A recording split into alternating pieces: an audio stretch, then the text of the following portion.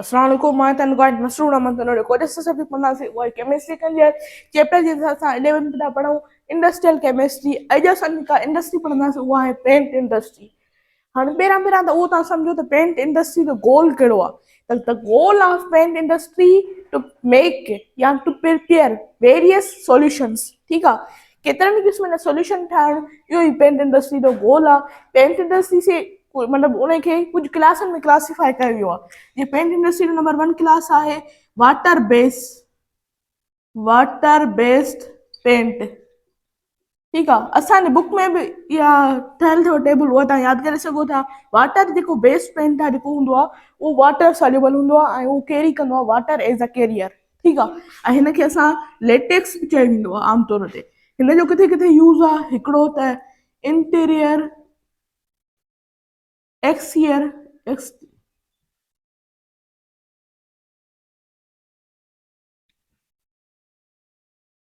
Walls ते, उन खां अलावा सीलिंग्स ते, उन खां अलावा वेरियस सरफेसिस।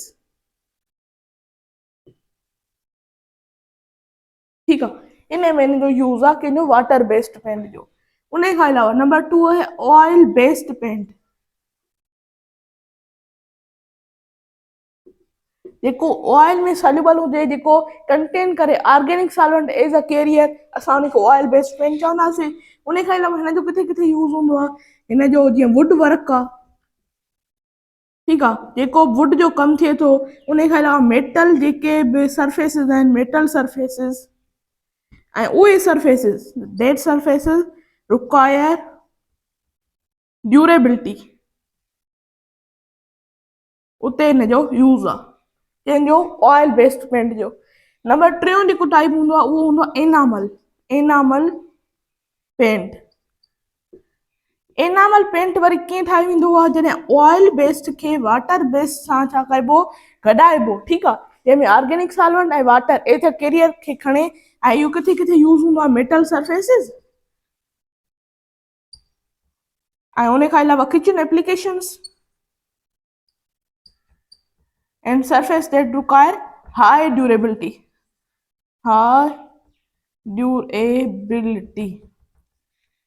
इन जो हिते यूज़ आहे कंहिंजो एनामल पेंट जो। तव्हां सेपरेट करे छॾियो हुनखे। ठीकु आहे, उन खां पोइ आख़िरी क्लास हूंदो आहे इपोक्सी पेंट। इपोक्सी पेंट तमामु सुठी क्वालिटी जो पेंट हूंदो आहे। केॾियूं बरसातूं अची वञनि तॾहिं बि ख़राबु न थींदो, कॾहिं बि लीकेज न थींदी आहे। ठीकु आहे, तमामु हार्ड कोटिंग हूंदी आहे हिनजी, हार्ड कोटिंग।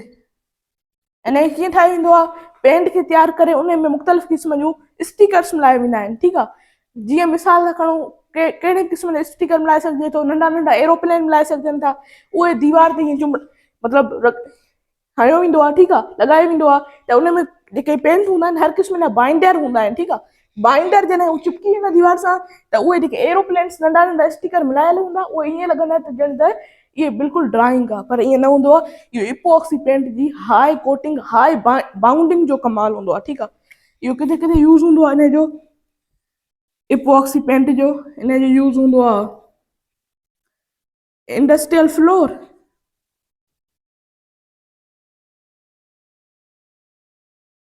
ऐं उन खां अलावा इंडस्ट्रियल फ्लोर थियो, गैराज फ्लोर थियो, ऐं मेटल सरफेसिस। इहे ई आहिनि कुझु पेंट इंडस्ट्री जा टाइप्स जेके मां तव्हांखे ॿुधाया। हाणे आहे नंबर 2 इंडस्ट्री आहे, उहा आहे detergent industry. Detergent industry, detergent industry खे उनजे यूज़ जे हिसाब सां क्लासीफाई कयो वियो आहे कुझु क्लासनि में। हाणे जहिड़ो यूज़ हूंदो ओड़े हिसाब सां क्लासीफाई कयो वियो। हीअं मां डिटर्जेंट इंडस्ट्री खे चवां, नंबर 1 क्लास आहे laundry purpose.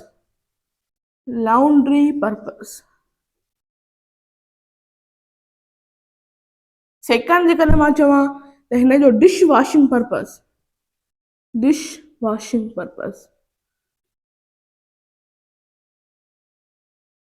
All type cleaner, ऐं उन खां अलावा ॿियो हूंदो आहे all type cleaner and hand washing या चओ हैंड सोप पर्पस। ये 4 क्लास आहिनि, उन्हनि खे पंहिंजे यूज़ जे हिसाब सां अलॻि अलॻि रखियो वियो आहे। हाणे ॾिसो लॉन्ड्री पर्पस नाले मां ई ज़ाहिर आहे छाजे लाइ इस्तेमालु थींदो हूंदो, वॉशिंग क्लॉथ्स, वॉशिंग क्लॉथ्स इन वॉशिंग मशीन।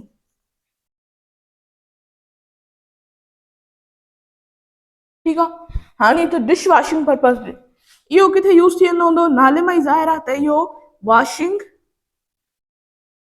डिशेस यानी कि थांवनि खे धोइण जे लाइ बाय हैंड और डिश वॉशर्स। ठीकु आहे, इन जे लाइ इस्तेमालु कयो वेंदो आहे डिटर्जेंट इंडस्ट्री खे। All type cleaner clean various floor and surfaces. ठीकु आहे, सरफेसिस के फ्लोर्स के क्लीन करण जे लाइ ऑल टाइप क्लीनर में क्लासिफाई कयो वियो आहे। हैंड सोप जे लाइ त हैंड हाइजीन एंड क्लीनिंग। ठीकु आहे, इहो ई कुझु आहिनि क्लास डिटर्जेंट इंडस्ट्री जा। उमेद तव्हांखे इहा ॻाल्हि सम्झ में आई हूंदी। नंबर जेका थर्ड इंडस्ट्री आहे उहा आहे cement industry.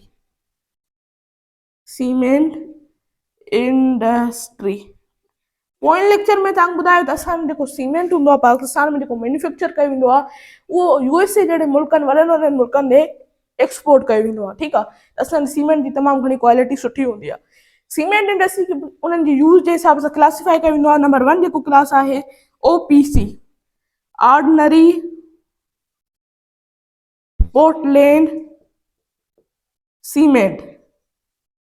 Ordinary Portland cement ऐं इन जो यूज़ किथे आहे, बसि यूज़ तव्हांखे यादि करिणो आहे। OPC ऑर्डिनरी पोर्टलैंड सीमेंट इहो आहे इंफ्रास्ट्रक्चर कंस्ट्रक्शन एंड कंक्रीट। हाणे मैन्युफैक्चर बि असांजे बुक में लिखियलु आहे त मैन्युफैक्चर कीअं थो कयो वञे। 3 कॉमन शयूं आहिनि जे हर क़िस्म जे सीमेंट खे तयारु कयो वेंदो आहे। कहिड़ियूं कहिड़ियूं शयूं हूंदियूं आहिनि, हिकिड़ी शइ जेका हूंदी आहे असां हुनखे चवंदा आहियूं कंक्रीट चूना, ऐं उन खां अलावा जेको ॿियो हूंदो आहे कंक्रीट चूना ऐं रेती, इन्हनि खे मिलाए करे असां हिकिड़ो नालो था ॾियूं जेको बुक में बि लिखियलु आहे क्लिंकर। ठीकु आहे, क्लिंकर तव्हां लिखो त वधीक बहितर आहे। क्लिंकर मीन्स टिनि शयुनि जो कॉम्बिनेशन आहे, कंक्रीट रेती ऐं चूना। ठीकु आहे, इहो नंबर 1। नंबर 2 आहे Portland slug cement. Portland slug cement इहो किथे यूज़ हूंदो आहे, हिन जो साॻियो ई क्लिंकर यूज़ थींदो। ॿियूं केतिरियूं शयूं यूज़ थींदियूं, लाइम स्टोन आहे, जिप्सम आहे। ठीकु आहे, उन खां अलावा हिन जो किथे यूज़ आहिनि अंडरग्राउंड पर्पस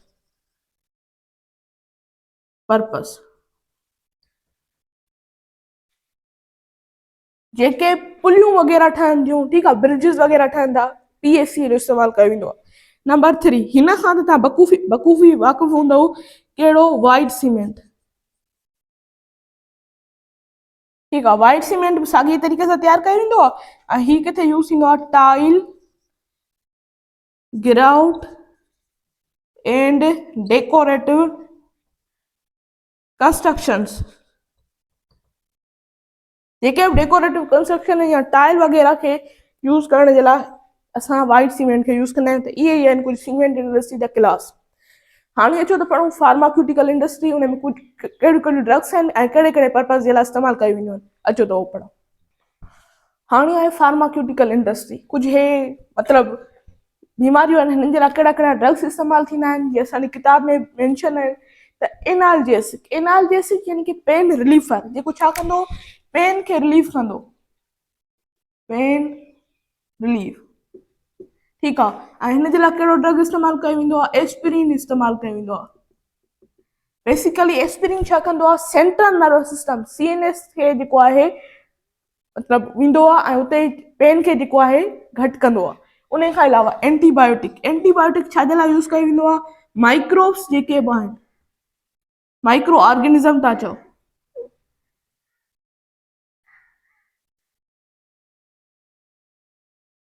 खे किल करण जे लाइ, ठीकु आहे। माइक्रो ऑर्गेनिज्म किल करण जे लाइ कहिड़ो ड्रग आहे, पेनिसिलिन जी आहे, ठीकु आहे। पेनिसिलिन बि इन जे लाइ इस्तेमालु थींदो आहे। एंटीपायरेटिक ड्रग, एंटीपायरेटिक ड्रग छा जे लाइ इस्तेमालु कयो वेंदो आहे, इहो बॉडी जो टेम्परेचर जेको आहे उहो लोअर डाउन कंदो आहे, ठीकु आहे। बॉडी जो टेम्परेचर लोअर डाउन करण जे लाइ छा इस्तेमालु कयो वेंदो आहे, इहो पैरासिटामोल। एंटीबायोटिक तव्हां घणो ॿुधो हूंदो, एंटीबायोटिक जेके बि बहितरीन डॉक्टर हूंदा आहिनि, बीमारी सम्झ में न ईंदी आहे त सिर्फ़ु एंटीबायोटिक ई ॾींदा आहिनि। त एंटीबायोटिक करे छा थो, माइक्रोब्स खे किल थो करे, ठीकु आहे। एंटी फंगल ड्रग यानी कि छा कंदो, फंजाई खे किल कंदो, किल द फंजाई। ऐं इन जो कहिड़ो आहे, फ्लूकोनज़ोल, फ्लूकोनज़ोल, ठीकु आहे। एंटी इंफ्लामेटरी छा कंदो, इंफ्लामेशन खे घटाईंदो, इंफ्लामेशन खे घटि कंदो। ऐं इहो कहिड़ो हूंदो, ब्रूफेन हूंदो, बिल्कुलु सही आहे।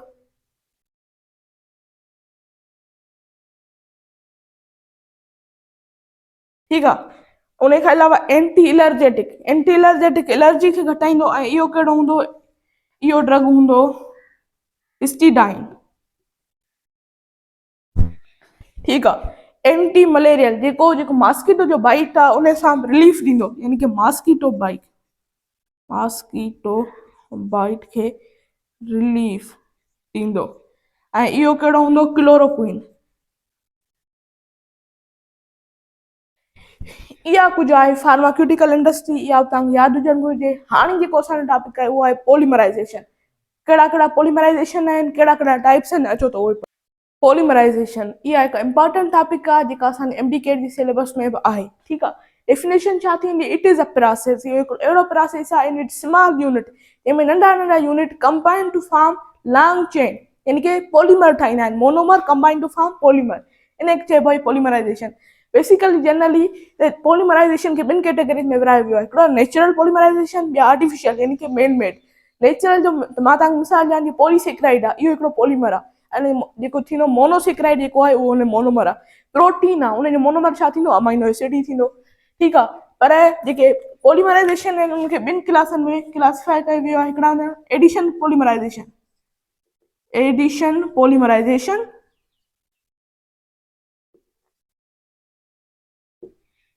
या असां हिनखे चवंदा आहियूं self combination, self combination polymer. ऐं ॿिया हूंदा आहिनि कंडेंसेशन पॉलीमराइज़ेशन,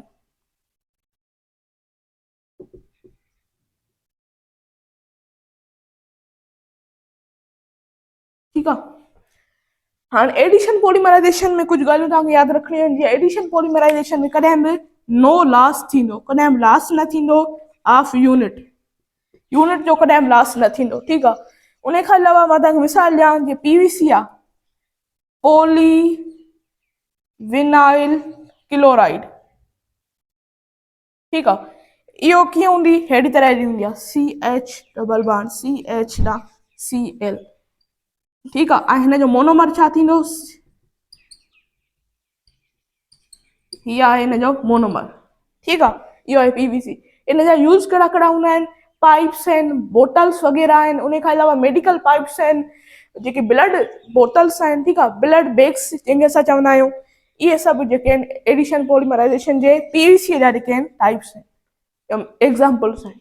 कंडेंसेशन छा हूंदी आहे, हिन में बि स्मॉल मॉलिक्यूल जेके आहिनि उहे कंबाइन टू फॉर्म पॉलीमर या long molecule, long chain molecule by the removal of water, by the removal of water, usually ज़रूरु लिखिजो, छाकाणि त कॾहिं वाटर मॉलिक्यूल न निकिरंदो त अमाइनो ग्रुप निकिरी वेंदो आहे, ठीकु आहे। इन में जेके मिसाल आहे नाइलॉन 66, नाइलॉन 66, ठीकु आहे। 66 बेसिकली इन जो छा आहे, इन जो आहे कंपोनेंट्स, ठीकु आहे।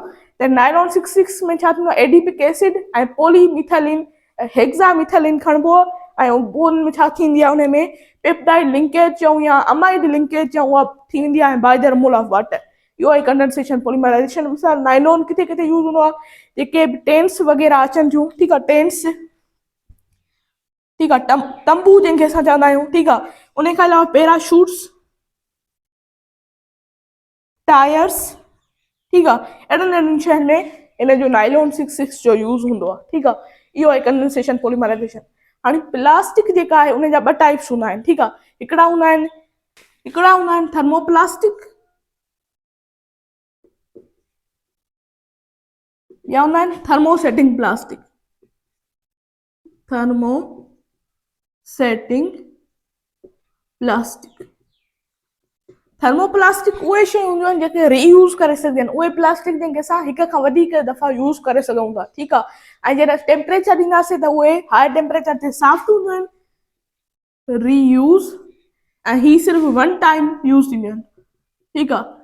जीअं मां तव्हांखे मिसाल ॾियां, पॉलीथीन आहे, ठीकु आहे, छापर जेका वॾी क़िस्म जी हूंदी आहे प्लास्टिक जी, इहे आहिनि कुझु मिसाल थर्मोप्लास्टिक। हाणे प्लास्टिक हिकिड़ी मतिलबु सुठी शइ बि आहे, उनजा एडवांटेजिस आहिनि, एज़ ए डिसएडवांटेजिस बि आहिनि। हाणे एडवांटेजिस कहिड़ा कहिड़ा आहिनि? एडवांटेजिस, हाणे ज़ंग कॾहिं बि न लॻंदो आहे, ईज़ी टू डाइल आहे, ठीकु आहे। डाइल यानी कि कलर असां जल्दी सां हिनखे ॾेई सघूं था, ऐं उन खां ज़ंग न लॻंदो, ऐं ॾिसण में तमामु घणी सुठी ईंदी आहे। डिसएडवांटेजिस कहिड़ा आहिनि? हीअ बायो इंडिग्रेडेबल यानी कि साड़े ईंदासीं त बि असांखे नुक़सानु आहे, जेको हिन मां पोल्यूशन निकिरंदो उहो असांजे लंग कैंसर, ब्लड कैंसर जो कॉज़ थी सघे थो। ऐं उन खां अलावा जेके असां प्लास्टिक जूं प्लेट्स वग़ैरह हूंदियूं आहिनि, बिरयानी वठी खाईंदा आहियूं, त उहे बि नुक़सानकार आहिनि। उहे कीअं आहिनि? जॾहिं असां उन में गरम शइ विझंदासीं, ठीकु आहे, बिरयानी विझीसीं, त उहा छा थींदी, उन जा नंढा नंढा नैनो पार्टिकल्स हूंदा आहिनि, उहे असांजे माउथ जे ज़रिए असांजे हलिया वेंदा आहिनि, ठीकु आहे, एब्डोमेन में, स्टमक में, ऐं घणो करे जेका कैंसर थींदा आहिनि प्लास्टिक जी शयुनि मां थींदी आहे। इहे आहिनि कुझु प्लास्टिक जा एडवांटेजिस। डिसएडवांटेजिस, हाणे आहे कॉस्मेटिक इंडस्ट्री। कॉस्मेटिक इंडस्ट्री, असां जेका सभ खां घणी जेका शइ इम्पोर्ट कंदा आहियूं ॿाहिरनि मुल्कनि मां, उहा घणी खां घणी पती हूंदी आहे, चांहि वारी। उन खां अलावा ॿिए नंबर ते कार्स हूंदियूं आहिनि, ठीकु आहे, जेके मुख़्तलिफ़ क़िस्म जूं कार हूंदियूं आहिनि। उन खां अलावा टे नंबर ते हूंदी आहे कॉस्मेटिक शयूं, ठीकु आहे। पर 2023-24 जी रिपोर्ट आहे, ठीकु आहे, 2023-24 जी रिपोर्ट आहे, त नंबर 1 ते कॉस्मेटिक शयूं घुरायूं वियूं आहिनि, चांहि पती कारनि खां वधीक, ठीकु आहे। कॉस्मेटिक इंडस्ट्री में मां किथां खां शुरूआति कयां, सम्झ में ॻाल्हि नथी अचे, पर मां त शुरूआति कयां लिपस्टिक खां, ठीकु आहे। ही तमामु घणी मतिलबु चऊं ख़तरनाक शइ आहे। कीअं ख़तरनाक शइ आहे? हिन जी मैन्युफैक्चरिंग जॾहिं ॾिसंदव, कंपोज़िशन ॾिसंदव, तॾहिं तव्हांखे इस्तेमालु करण ते दिलि बि न चवंदी। कीअं? त हिनखे इंसेक्ट खे, जेके बि इंसेक्ट्स वग़ैरह हूंदा आहिनि, उनखे किल करे पोइ हिन मां ठाही वेंदी आहे लिपस्टिक, ऐं वैक्स में डिज़ॉल्व करे पोइ तव्हांखे पेश कई वेंदी आहे। इहा आहे लिपस्टिक। नेल पॉलिश जेसिताईं रिमूव न कंदा आहियूं त जेसिताईं निमाज़ न थींदी आहे, ठीकु आहे। उन खां अलावा जेके बि सभु परफ्यूम्स वग़ैरह आहिनि, उन में अल्कोहल जो यूज़ हूंदो आहे। इहे कुझु शयूं आहिनि जेके आहिनि कॉस्मेटिक इंडस्ट्री जूं। ग्लू इंडस्ट्री, असां सिंटेक्स ते जेके कुझु लिखियल आहिनि, इपॉक्सी जी एडेसिव आहे, सिलिकॉन एडेसिव आहे, इपॉक्सी एडेसिव मेटल्स वग़ैरह में यूज़ कयो वेंदो, मेटल्स खे बाउंड करण में। उन खां अलावा जेके ॿिया आहिनि, सिलिकॉन एडेसिव आहे। उन खां अलावा सुपर ग्लू आहे, सुपर ग्लू किथे यूज़ कयो वेंदो? जीअं गोल्ड आहे, ठीकु आहे, ज्वेलरी आहे, उनखे मतिलबु ठाहिण में, जेकॾहिं ख़राबु थी वई आहे त इलेक्ट्रॉनिक जी शयुनि खे बाउंड करण में। उन खां अलावा वुड ग्लू, नाले मां ई ज़ाहिर आहे त वुड खे छा कबो आहे? बाइंड कबो आहे। त इहे सभु ग्लू इंडस्ट्री में अचनि था। त असांजो हीउ चैप्टर ख़तमु थियो, त असांजो अॼु जेको आहे केमिस्ट्री जो कोर्स सॼो ख़तमु थियो। कीअं ख़तमु थियो? 11 चैप्टर असां सॼा कंप्लीट कयासीं। हाणे जेके असांजा 11 चैप्टर्स आहिनि, उहे ई सिर्फ़ु एमडीकेट जे हिसाब सां, एग्ज़ाम पॉइंट ऑफ व्यू जे हिसाब सां सिर्फ़ु अहम आहिनि, ठीकु आहे। जेके ॿिया 2 जेके चैप्टर आहिनि, इन्वायरमेंटल केमिस्ट्री ऐं ॿियो हिकिड़ो चैप्टर, उहे बिल्कुलु अनइम्पॉर्टेंट आहिनि। उन्हनि में बिल्कुलु मतिलबु कम जूं ॻाल्हियूं न आहिनि, जेके एमडीकेट जे हिसाब सां असांखे करे सघंदा आहिनि। ऐं एमडीकेट जो सिलेबस जेको आहे, उन जे हिसाब सां उहे अनइम्पॉर्टेंट आहिनि। त अॼु असांजो केमिस्ट्री जो जेको कोर्स हो उहो ख़तमु थियो, ऐं उन खां अलावा सिलेबस ख़तमु थियो। जेकॾहिं तव्हां मुंहिंजो सॼो सिलेबस ॾिसणु चाहियो था, चैनल ते वञो, हर क़िस्म जी हर जेका चैप्टर आहे उनजी प्लेलिस्ट मौजूदु आहे, तव्हां उतां ॾिसी ऐं पढ़ी सघो था। जेकॾहिं का बि तव्हांखे सवाल आहे, तव्हां उहो पुछी सघो था। अल्लाह हाफ़िज़।